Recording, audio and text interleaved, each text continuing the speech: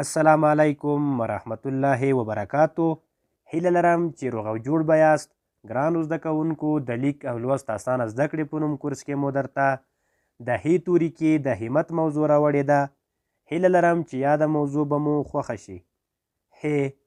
همت. همت همت د غیرت او میړانې معنا لري. همت د غیرت او میړانې معنا لري.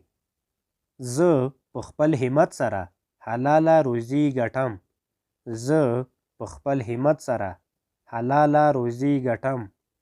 زموږ هیواد لوړ غرونه او ښایسته سیندونه لري. زموږ هیواد لوړ غرونه او ښایسته سیندونه لري. زه له خپل هیواد او خاورې سره ډیره مینه لرم. زه له خپل هیواد او خاورې سره ډیره مینه لرم. زموږ هیواد 34 ولایتونه لري او پایتخت یې کابل دی. زموږ هیواد 34 ولایتونه لري او پایتخت یې کابل دی. ګرانو زده کوونکو، هغه لغاتونه چې په دې متن کې سخت دي اوس به یې درته وژباړو. لغات: معنا: پایتخت، مرکز. پایتخت، مرکز. مینه، محبت. مینه، محبت. کورنۍ دنده.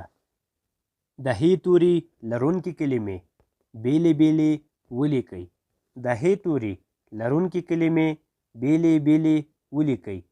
ګرانو زده کوونکو، د هی توري کې مو تاسو ته 4 کلمې راوړې دي. لومړی کلمه به زه درته د تورو په بڼه ولیکمه، نورې 3 به بیا تاسو ولیکئ. لیکنه. لیکنه چې د تورو په بڼه لیکو: لام، ی، کاف، نون، ه.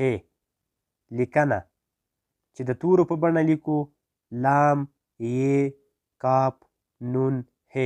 دا 5 توري چې سره یو ځای کړو لیکنه ترې جوړیږي. نورې 3 کلمې: هیواد، پوهاند، الوتکه. دا کلمې به تاسو د تورو په بڼه ولیکئ. دوهمه برخه: د هی توري لرونکي کلمې سره یو ځای ولیکئ. د هی توري لرونکي کلمې سره یو ځای ولیکئ. ګرانو زده کوونکو، د هی توري کې مو تاسو ته 3 کلمې د تورو په بڼه راوړې دي. لومړی کلمه یا لغات به زه درته ترې جوړ کړمه، نور 2 به بیا تاسو جوړې کړئ. ب، ر، ح، الف، نون. دا 5 توري چې سره یو ځای کړو برهان کلمه ترې جوړیږي. ب، ر، ح، الف، نون. دا 5 توري چې سره یو ځای کړو برهان کلمه ترې جوړیږي. نورې 2 کلمې: هیله، لپاره. دا 2 کلمې د تورو په بڼه لیکل شوي دي. تاسو به یې د لغات یا کلمې په بڼه ولیکئ. ګرانو زده کوونکو، نن مو تاسو ته د هی توري کې د همت موضوع راوړې وه. لومړی مو درته متن تشریح کړو، ورپسې مو هغه لغاتونه چې په دې متن کې سخت وو وژباړل، او همدارنګه په کورنۍ دنده کې مو درته د هی توري کې 4 کلمې راوړې وې. لومړی کلمه ما درته د تورو په بڼه ولیکله، نورې 3 مو تاسو ته کورنۍ دنده درکړه. په دوهمه برخه کې مو درته 3 کلمې د تورو په بڼه راوړې وې.